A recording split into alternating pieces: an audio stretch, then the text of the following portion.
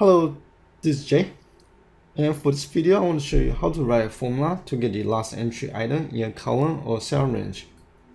So over here I have a simple table and I have three columns. I have the first name column, last name, and the order date. And to get the last entry of these three columns, for the first name I should get Deborah, and for last name I should get Damien, and for order date I should get July 2nd, 2018. So to start the formula, I'm going to type the equal sign. Then I'm going to use the lookup function. So my first parameter is the lookup value, and my lookup value is 2. And for the lookup factor, I want to type 1 and divide by open parenthesis. And you want to highlight the cell range. So in this case will be B4 to B11. And want to insert the not equals to operator, look like this, and two double quotation, and close parenthesis, and comma. So for the result factor, basically the cell range that you want to return the result, and it's going to be B4 to B11 as well. So make sure that these two cell range are exactly the same, and close parenthesis. And this is basically the formula. Now press enter. We get Deborah as the result. And for the last name, we'll do the same. So we'll insert the equal sign and use the lookup function.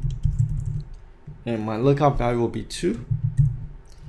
This time I'm going to use the entire column. First of all, I'm going to type the 1 divided by and open parenthesis. And I'm going to highlight the entire column C. And that equals to space, so two double quotation and close parenthesis, comma, and my result factor, so it'll be the entire column C as well, and enter. And this should give us the answer of Damien. And for the order dates, so we can basically just do the same formula again, 2 and 1 divided by open parenthesis and the entire column D, and that goes to space. And again, for the result factor, I'm going to highlight the column D again and enter. So right now the formatting is under general, so I'm going to change the formatting to short dates. Now if you insert a new entry, so I'm going to type my name, Jai Jen, and the last name is updated to my last name.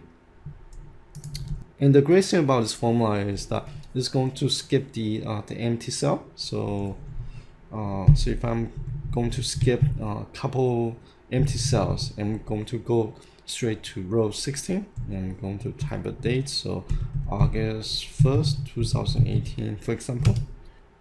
And this formula will basically grab the last non-empty cell in column D. Pretty useful formula in my opinion, and I use this formula all the time to give me the last entry of a column.